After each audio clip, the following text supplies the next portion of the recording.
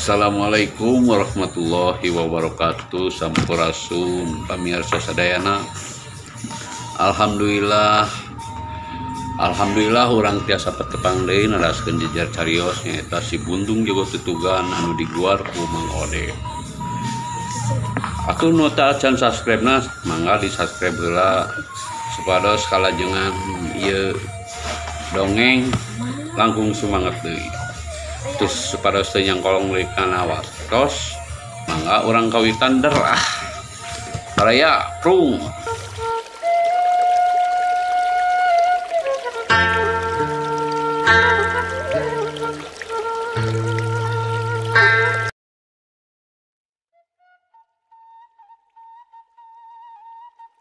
pamirsa cunduk kana waktu datang kana mangsa takdir teu beunang dipungkir kadar teu beunang disinglar geus ditangtukeun ti ajalina yen nyeuis kudu jadi jodona Husein akhirna mah pruk we didahupkeun sanya sanajan lain kahayang estuning meunang ngareremokeun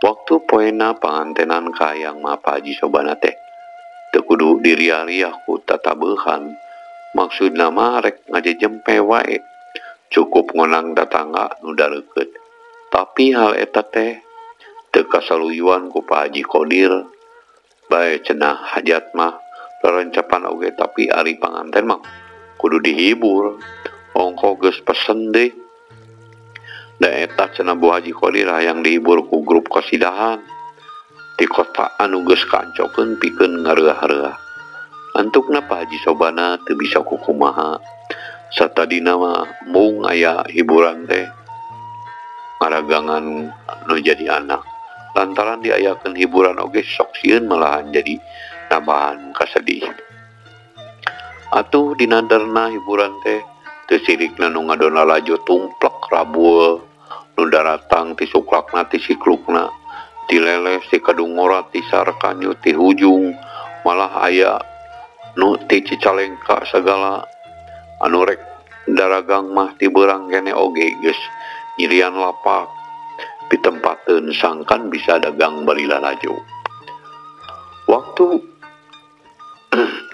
waktu geus nyedak ka asar harita teh bet tepuguh deukeut panggung aya nu bukbek karulut parebut lapak harita teh nyetar sia oge ngajak datang ti lemur ujung ngobrol jeung batur salemurna tapi sabenerna mah lain rek ngalalajoanan teuing susuganan rek Capung jeung Andi sarta bapana anu geus sakitu lilana teu aya mulang babakuna mah ngarasa haliwang ku Andi ngaran-ngaran bebene dikawin batur teh atuh kumaha peurihna jeung nyongkapna hate papanan harita oge Andi mah make kedau ucap rek ngebuang jiwa segala lantaran ngarasa entas harepan kudawang lebah hatena cung sa anu pernah ngalaman sarauga tempat hiburan suara penyanyi nu halimpu mawakeun nagam padang pasir dipirig rebana jeung gambus nu ngawirahma estuning mata kusu pikeun nu hadir ngadengikeunna nu lalajo jempling sigana teh ngamekan oge dipageg malah haleuang teh ngabulupus kana ceuli hari nu dihiburna nah nyaeta panganten teu katemong bakuna mah nyeuis ti tadi ge nyempon di pangkeng anu pikeun Husein mah kacida mata kuligahna ireungeuh kitu teh tapi ari di deukeutan mah nyeuis teh ngadon ngajejeblis nyegag bari teteh we sanajan diosolkeun oke keukeuh we jejeblis karuhan kitu mah Husein ngaleos bari hatena mah rada mentegeg oge mawaka bisa dipurak ieu mah ceuk si Husein bari garo-garo ateuh sanajan geus dikuriling oge loleh anu di teanganna mah teu gateng ngali irung-irungna acan nyapuguh mah kapanggih oge lantaran Andi mah kadua ki janta keur aya di Cicadas gantung Sadatangna ti paninjuan teh ngahekok we dirinya bari hatena karasa ngaheab hareudang bayung ibang karena awak diuk nangtung teu ngeunah puguh ngaranna anu keur kadorong ka jantung. Teu salah omongan Ki Jantra ka Andi ngawawadianan supaya Andi teh ulah indit ka Cipancar lantaran di lain-lain oge sasatna rek nyogrogeun maneh kana durukan. Babakuna mah bisi Andi teh teu kuateun mireungeunna bebene nu dinangna nengne ari akhirna kop ku batur heueuh keuna ku paribasa dogong-dogong plak cau geus gede di tuar batur tapi Andi keukeuh maksa pasana oge lain rek naon-naon ngan sakadar hayang ningali nyeuis sok sanajan ukur sareret we neuleuh jirimna sakali wae mah hitung-hitung panungtungan lantaran manehna boga karep geus aya deui di daerah leles rek terus ngamprud bari mawa hate nu gudawang kena ku peurah asmara atuh eta cenah pernah ngadakeun rasa katresna ka Nyi Tarsia pikeun Andi mah teu beda jeung ngecelakeun cai kana daun talus puguh Nyi Tarsia oge surti Andi kitu teh peda kajurung kurasa kanyaahna puguh nasib dirina sasat keur aya dina gawir anu lungpamingna.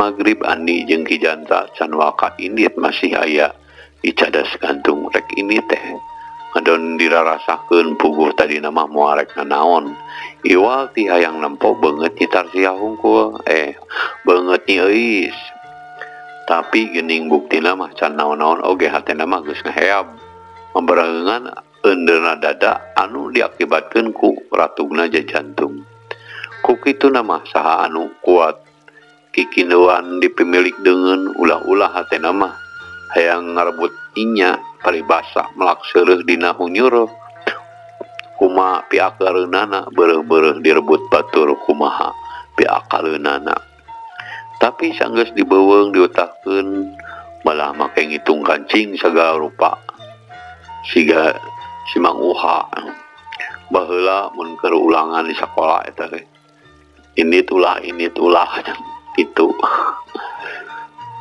kade jangan di sing tiasa nahan diri jang Jantra oleh-oleh ngawawadianan ngarasa paur bisi Andi ngeberung nuturkeun nafsu bisa kumaha liburna ulah-ulah keteh ngadenge ngadegu rarempon moal atuh Pak ugi pecandan we paling oge rek ngaedankeun munding cek Andi ditungtungan seuri bari norobos kanu bala masih eling abdi teh mah kabawa ku sakahaba sae atuh upami gaduh emutan kitu mah jangan di risi panginten bapak teh nya sieun kumamalana sanes tapi nu kedah di emutan teh sepujang Andi ari kedah riributan mah kitu bapak teh mah ngejat yang beas ke satungtung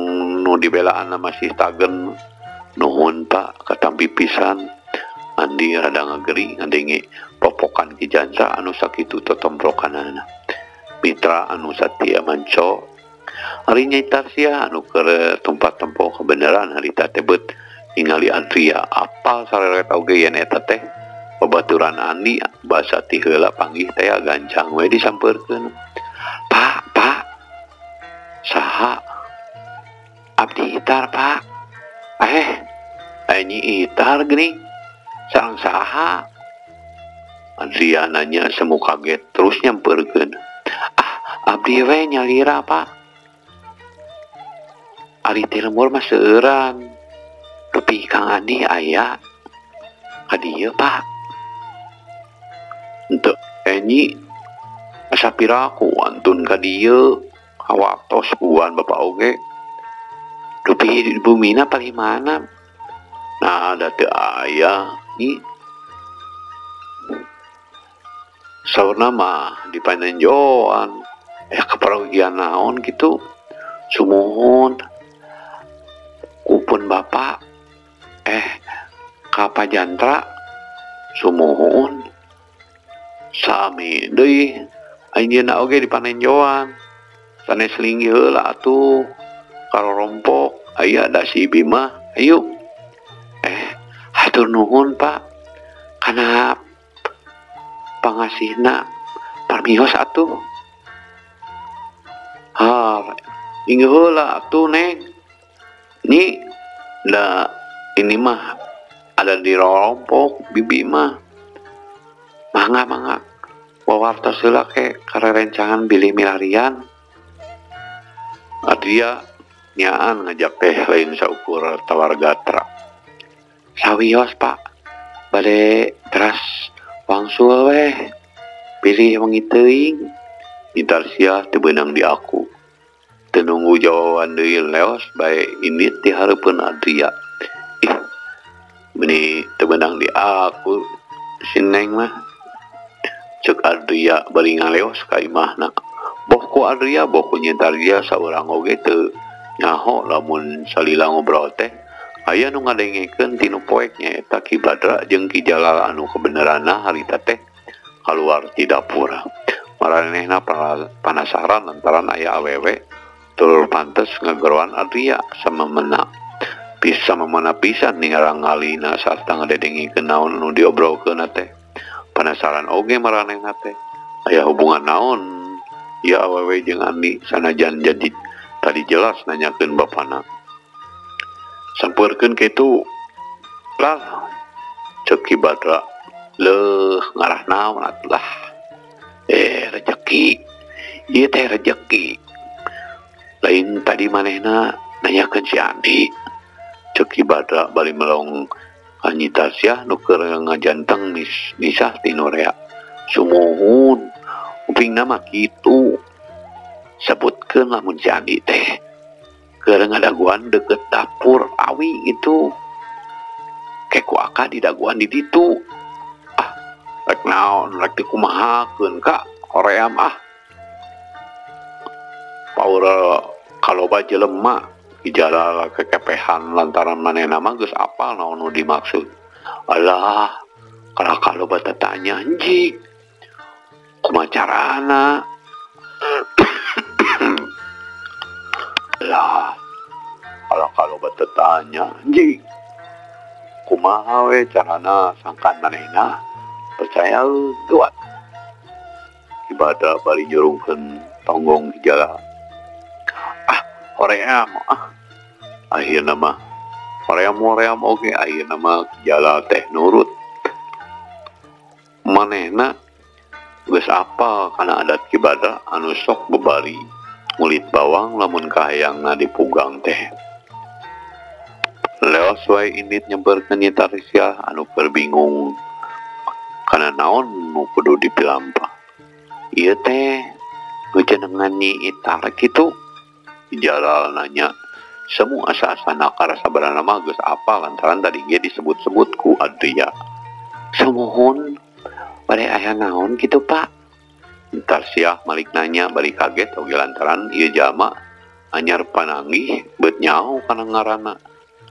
nya eta ieu teh bapak teh dipewarang ku Jang Andi Kang Andi keke dupi bapak di mana kitu sanajan atau oge Nyi Tarsya teh ngarasa mangmang lantaran ieu jalma teh teu wawuh sedengkeun tadi cek Adria Andi mah teu ka dieu bapana ti panenjoan sasarangan sareng anjeunna teras ningali salira di dieu nya abdi teh itu warang mendak sumuhun sareng saha deui rencangna ka Andi teh Pak Nyi Tarsya teu ujug-ujug percaya bisi jalma anu rek aya maksud ngarah ngarinah lamun nya oge Andi ningali moal nunda talatah saru sareng tuang rama Pak Jantra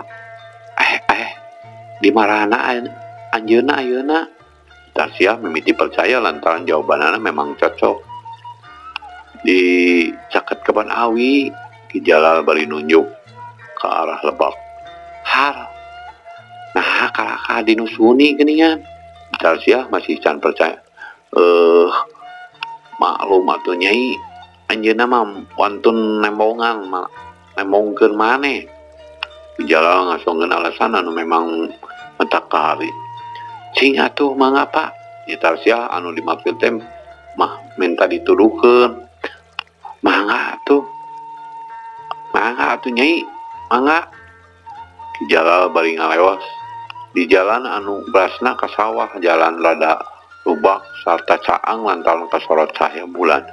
Tarsiah ngitrik nuturkeun panderi saeutik oge teu nyadar lamun manehna geus asup kana bubuk. Sajeroning lempang teh panonna mah urat reret ka sabudeureunan lebah kencang ngajajar kandang muning aya kana opatna anu meledug dipuput haseup dorukan. Sarog kalebah dapuran Awi kolebat aya nu luncat ka lebah jalan gerewak kana tak-tak Nyi Tarsiah. Ari direret lain Andi, Nyi Tarsiah gancang ngejat. Saha ieu teh? Manaonan make cuka ceka, hush. Nyi Tarsiah ret ka Ki Jalal. Tembong nyerengeh. Mana Kang Andi teh? Nyi Tarsiah nuluykeun omongna. Sok ka dieu mending jeung kula. Cuki Badra bari tereuruh rek newak. Mana Kang Andi teh? Mana? Nyi Tarsiah gentak ngejat bari ngareret deui ka Ki Jalal. Ulah milayan teu aya Nyi. Payuneun we tah Ki Badra da sami.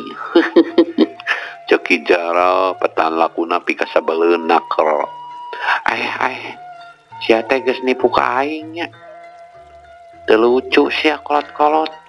Nyi Tarsiah bari ngaragap beuteungna nu geus meleneung ke salempang lantaran seseg ku efek. Jawab ka dieu geulis. Tos ngarawasan mah mentak moho gerak Ki Badra luncat liro ucing ngarontok beulit. Nyi Tarsiah gentak muliwet ka gigireun Ki Badra.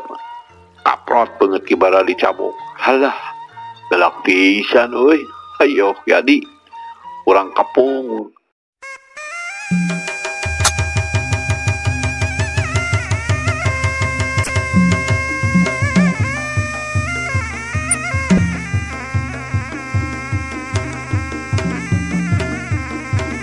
Geus aka giliran Ki Adi. Ki Badra merentah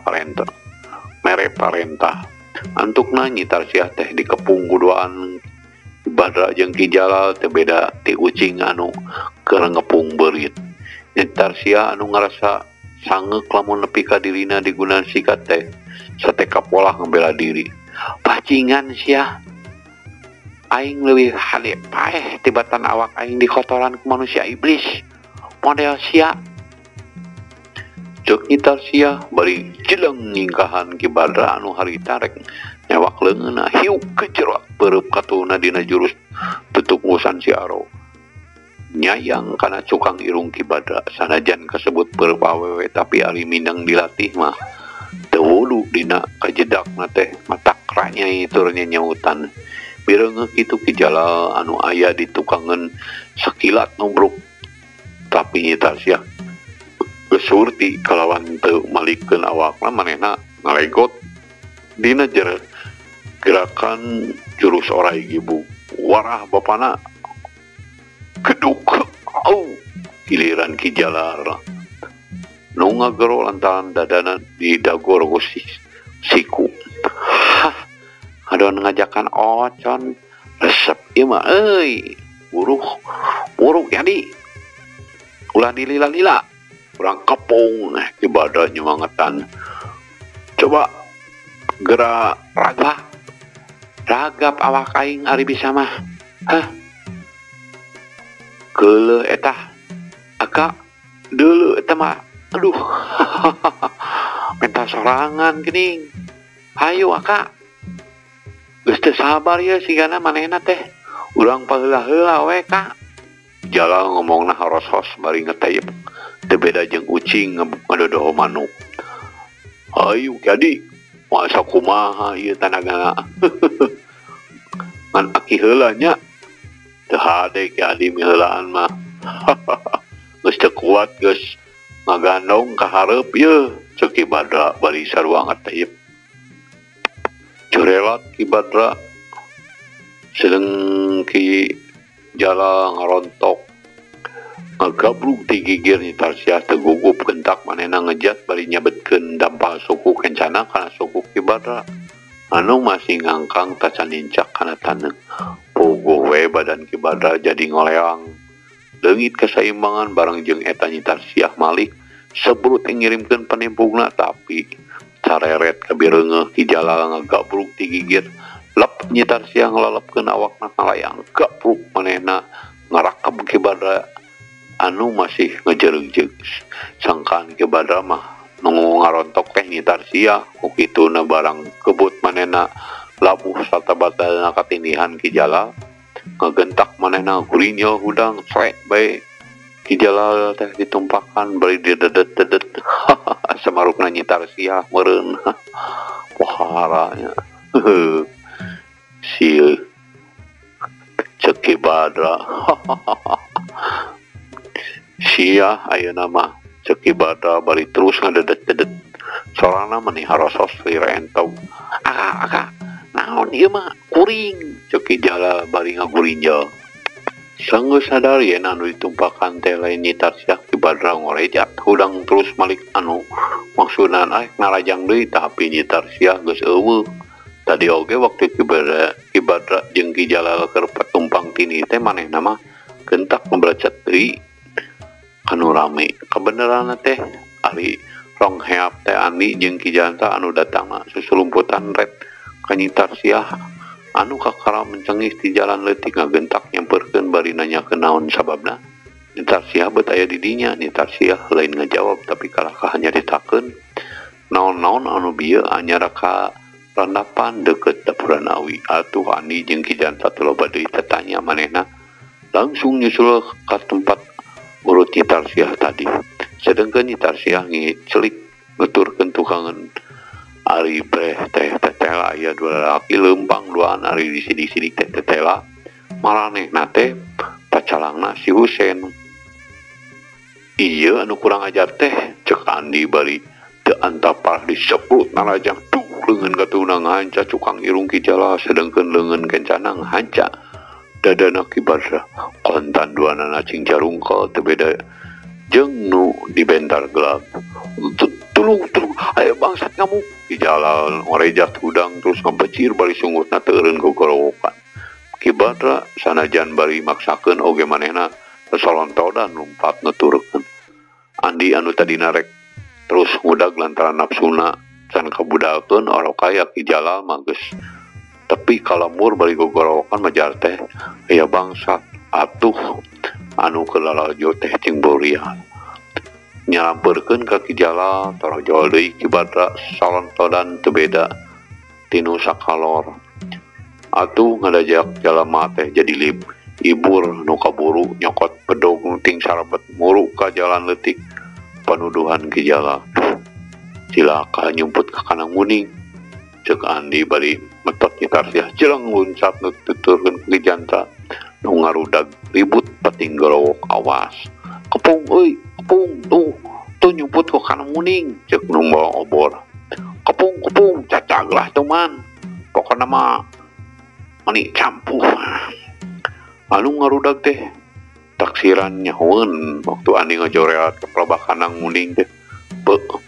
cilaka nyahoan deui wae kumaha ieu Andi rurat teret neangan jalan pikeun nyalametkeun diri kaayaan harita teh geus teuning eueuh deui carana iwati nerobos kanu ngarundag lantaran ari terus sumpat ka pasawahan mah geus tangtu bakal katewak sabab kudu ngaliwatan gawir anu cukup lungkawing lamun teu jeung Nyi Tarsiah mah bisa wae nekat ngaluncatan gawir tapi ari kudu mau Nyi Tarsiah luncat gawir mah cida gede pisan resikona. Lamun Andi nyogrogkeun diri mah urang Cipancar oge mah naon-naon paling jadi malikeuleuh ke Barda jeung Ki Jalal. Tapi nya geus kudu kitu, Andi teh kebeku ka era pang-pang namasieun kanyahoan ku Pak Haji Sobana. Komo ku Chef Dana teu diancuran ongkoh harita teh keur jeung Nyi Tasya ulah-ulah sangkaan tatanggana mah nu lain-lain. Ku kituna Andi teh bet kaos anu bingung ret kamuning anu keur melong ka manehna. Pok Andi nyarita ka Ki Jandra. Bukaan sorok-sorokna Pak. Ceuk Andi sorana rada ngadeg-deg lantaran mireungeuh nu ngudag geus beuki ngadeuketan Ki Jandra. Teu loba deui tatanya. Gentak nurut kana parentah Andi, sorong kanang muning teh dibuka. Alibra teh waktosna se. Waktosna pemiarsa sadayana cag dugi ka dieu dongeng Sunda si buntung jeung tutugan. Enjing urang tepang deui. Hatur nuhun ka pamiarsa anu tos satia ngabandungan dongeng Sunda ieu oge tong hilap subrek.